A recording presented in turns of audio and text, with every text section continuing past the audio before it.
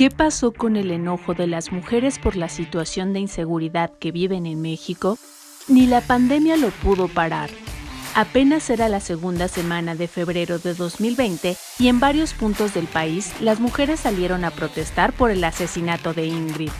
La foto de su cuerpo ameritó, según editores de periódicos amarillistas, una portada a todo color.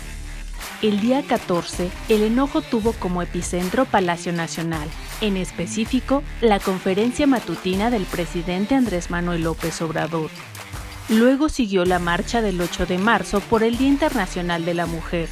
La marcha fue histórica, y no por ser inédita, sino porque cientos de mujeres salieron a marchar en la mayoría de los estados donde la violencia, en cualquiera de sus representaciones, las asfixia día a día.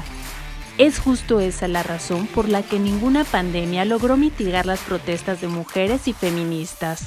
No importa que haya un virus en el aire, porque ni eso detuvo la violencia.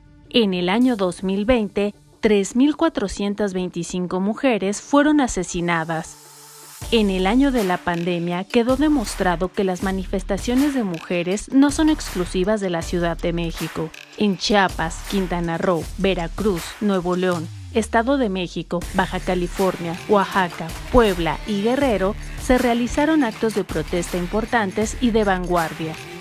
De acuerdo con la investigadora de la UNAM, Amneris Chaparro Martínez, la razón por la que los reflectores están ahora en la periferia es porque están ahí las mujeres que se enfrentan a los mayores índices de violencia feminicida, combinado con los mayores índices de impunidad.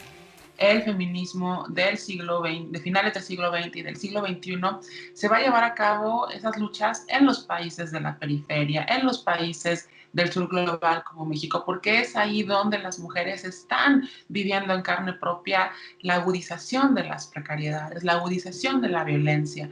Entonces, podemos pensar en la Ciudad de México como este lugar cosmopolita o que quiere ser cosmopolita, ¿no? Y en muchos sentidos lo es, aunque eso no le quita que tenga sus grandes déficits con las mujeres, pero pensemos en esos otros lugares donde hay un pensamiento absolutamente conservador, donde las mujeres siguen luchando por derechos que en Ciudad de México ya tenemos ganados, ¿no? Entonces creo que ahí hay esta clave, ¿no? Que estas mujeres muy jóvenes, muy organizadas, muy inteligentes también en sus estrategias, están haciendo ruido y tiene que ver con, por un lado, las condiciones estructurales que te decía de violencia, de precarización económica, no mirar a las periferias, ¿no? Y hacer que existan ejercicios discrecionales, ¿no? Por parte de la policía y de los gobernadores, que ya lo han hecho antes, o sea, creo que el antecedente que, el que más resuena es Atenco, ¿no? Con las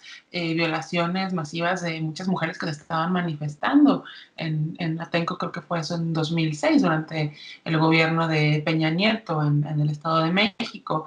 Creo que eso es lo más grave, que todavía en muchos gobiernos locales existe esta discrecionalidad, el uso de la fuerza, cuando las mujeres lo que están pidiendo es tener una policía más capacitada que las proteja, y lo que hacen es, eso que te decía, es la reacción misógina en toda su expresión, o sea, ni siquiera es metafórico, es literal una reacción misógina por parte del Estado que busca ir a apalear, a castigar, a decirles a las mujeres que ese no es su lugar, ¿no? Y de una manera muy brutal que incluso puede provocarles graves daños, ¿no? Físicos y psicológicos. Entonces creo que ahí sí, lo que hay que hacer es tener mucha vigilancia, hacer que los gobiernos rindan cuentas, ¿no? Y que también los gobernadores de este país, todos, se sensibilicen en materia de género, porque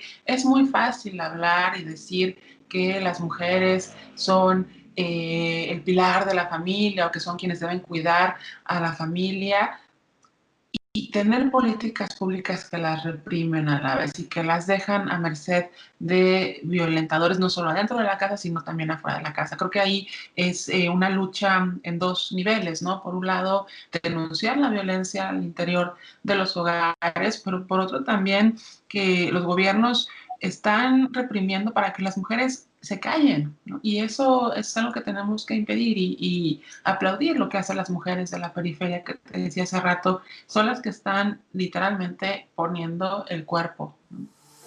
La perspectiva para 2021 no luce distinta. Edith Olivares Ferreto, jefa de la Unidad de Derechos Humanos de Amnistía Internacional México, considera que los gobiernos federal, estatales y municipales tienen una narrativa que no reconoce la violencia contra las mujeres y ven a los movimientos de mujeres como movimientos orquestados por la oposición. Sí, a nosotros desde Amnistía Internacional nos preocupa, nos llama la atención que diversas autoridades de los poderes ejecutivo, legislativo, en menor medida el judicial, debo decir, pero que diversas autoridades en diferentes administraciones, tanto gobierno federal como también en los gobiernos locales, en los gobiernos me refiero estatales y municipales, eh, digamos que tienen una narrativa que tiende como a dos cosas que nos preocupan a nosotras en particular. Una es digamos, a no reconocer la violencia contra las mujeres como una violación a derechos humanos que se comete de manera cotidiana en el país y en la que el Estado tiene responsabilidad. La violencia contra las mujeres tiene una de las, digamos, de las características, digamos, particulares que tiene, es que muchas veces es cometida entre particulares, ¿no? Es decir, una persona particular, no el propio Estado, no necesariamente un agente del Estado, sino en ocasiones una persona particular violenta a otra persona particular que es una mujer. Eso no quiere decir que el Estado no tenga responsabilidad en esos actos de violencia. Y ahí nos llama la atención el desconocimiento que tienen algunas de las autoridades de muy alto nivel respecto a los convenios, a los tratados que el propio Estado mexicano ha firmado y que reconocen que la violencia contra las mujeres, aun cuando es cometida por particulares, es responsabilidad del Estado. La Convención Belén do Pará lo dice muy claramente que la violencia contra las mujeres es una violación de derechos humanos y que es tolerada por los estados y que es responsabilidad de los estados hacer el trabajo preventivo para que particulares no cometan esa violencia.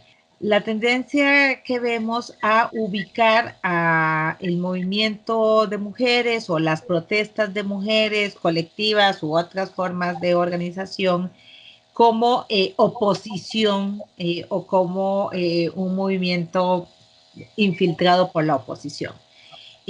Nosotras básicamente lo que creemos que es importante que las autoridades del Estado mexicano reconozcan es que las razones por que las mujeres salimos a protestar a las calles o a protestar de cualquier otra forma son legítimas, tienen una causa que es innegable, que es que se violan los derechos de las mujeres de manera cotidiana, que es un riesgo para las mujeres transitar por las calles, salir de noche, de día, con poco, con mucha ropa, y que esa causa es, digamos, es legítima, es totalmente, digamos, real que esto sucede y que el deber del Estado mexicano es buscar las formas para desactivar las razones de la protesta, las causas de la protesta, no para desactivar la protesta en sí misma, sino las causas por las que las mujeres salimos a protestar.